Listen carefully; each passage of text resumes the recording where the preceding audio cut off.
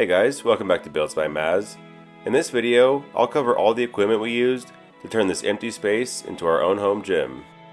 This is my first home gym, so I started from the ground up, and I tried to pick the best value items that would give me the widest range of possible workouts, and I'll share my thoughts on everything you see here. Let's get started.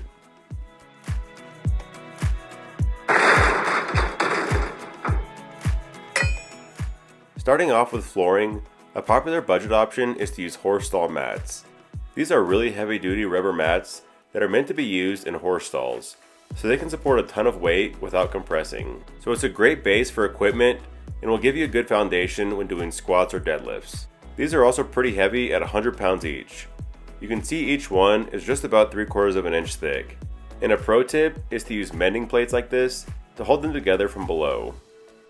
Once you have your mats laid out the way you want, you can place these mending plates below the corners and then hammer them down, and the spikes will hold them in place. These are much shorter than the actual mat thickness, so you don't need to worry about the spikes poking through or anything like that. I use one in the center and then 4 more around the edges to hold everything together. This is optional, but I think it's a good way to prevent them from separating. These mats cost $50 to $60 each, so they're not necessarily cheap, but it's a good price for this high density, thick rubber when compared to other flooring options. I did end up upgrading to these floor tiles once we finished the rest of our basement. Honestly, the main reason for the switch is just because it's a nicer looking option. These tiles are 8mm thick, but they do come in a few different sizes. You do have to have your layout pre-planned because you have to order corner, middle, and edge pieces all separately, so you need to know how many of each to order. Installation is really easy. You just press the jigsaw edges together until they lock in place. I was really impressed with how precise these are cut, and once you attach 2 pieces, the seam basically disappears.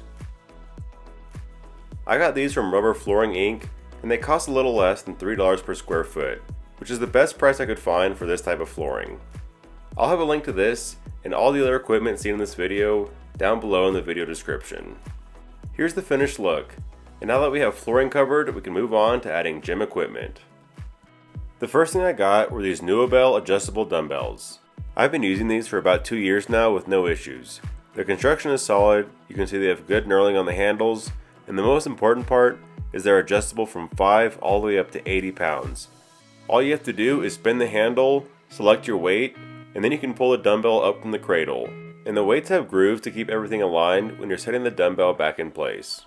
I don't think there's an easier or faster adjustable dumbbell on the market. These are especially great for drop sets.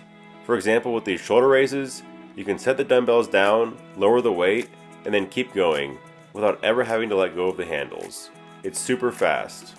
The downside to these is they cannot be dropped, so if you like to throw around your weights, then these aren't for you. Especially once you get down to 5 pounds, you can see there's this narrow strip of metal around the outside, and that's really prone to breaking.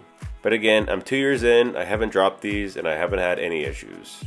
Now you can get the pair of dumbbells for $765, but if you want to add this stand, which is really good quality, it's another $200. But overall, this has been a great investment. Next, we'll look at this bench from Major Fitness.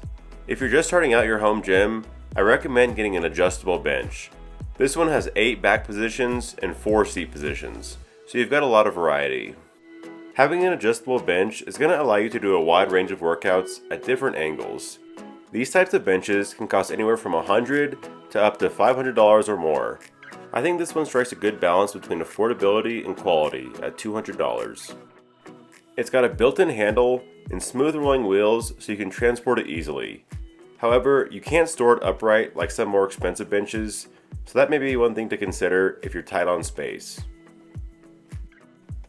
The bench padding has good thickness, and I've been really happy with it. After 2 years, it's still performing just like new. It also has this tapered shape where it widens out towards the middle. That's something you may or may not like, but I haven't noticed much difference compared to standard benches.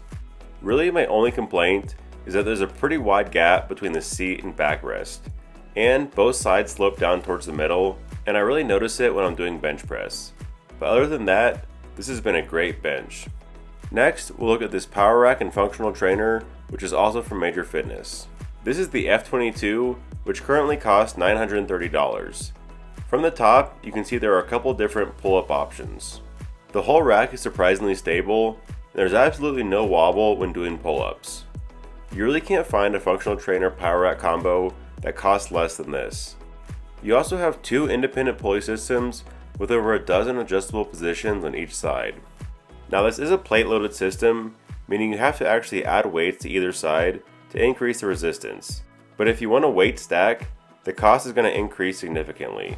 But having the independent pulleys is great for supersets, or if you're working out with a partner. You can have two different weights going for two different workouts, without having to constantly be adjusting the plates. It also includes two J-cups, which can be easily attached at various heights. Now to do all your power rack movements, you're going to want a good barbell. This black steel barbell is from Xmark, and they have a few different models, and this one is called the Crowbar. It's on the higher end at $200, but it's a fantastic barbell. It has medium knurling and a really nice feel overall. This barbell uses bushings, which means these sleeves don't rotate as fast. I prefer that because I do mostly powerlifting movements, and I don't want my weights moving around during my exercises. But if you do more Olympic lifting, you may want a barbell that uses bearings, which will allow the sleeve to spin faster. At the end of the day, it's a personal preference, but I really do recommend this bar. A couple other great features of this power rack is you have a foot plate as well as a landmine attachment up in the front. This allows you to do seated cable row as well as T-bar row or any other landmine movements. It also comes with a couple attachments you can install in the front post to allow you to do dips. There are two different handles so you can do wider or narrower. You can see there's a little bit of sway in the rack when I do these, but overall the movement's pretty minimal and it feels stable.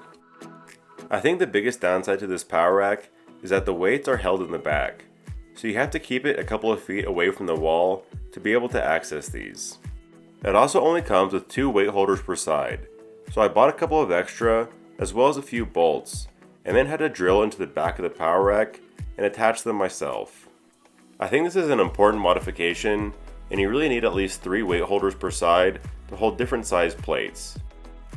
Now for leg days, I got this hack squat and leg press combo from Snowed, which is currently on sale for just $750. These machines can take up a lot of space in your home gym, but you'll notice how narrow this one is, and that's because they designed it so that the weights sit underneath the machine instead of on the side, and that saves a couple of feet on either end. It also has a stated weight capacity of 1,200 pounds, so you can pretty much load up this bar as much as you want. Operation is smooth and simple. You've got a couple safety bars on either end, and then the range of motion is also really good. I can go as deep as I want, and I still have a few inches before hitting the safety bar. Heavy squats and heavy leg press have always been the bulk of my leg workouts, and with the addition of this machine, now I can do that all at home. But for added versatility, you can also use this for hack squats.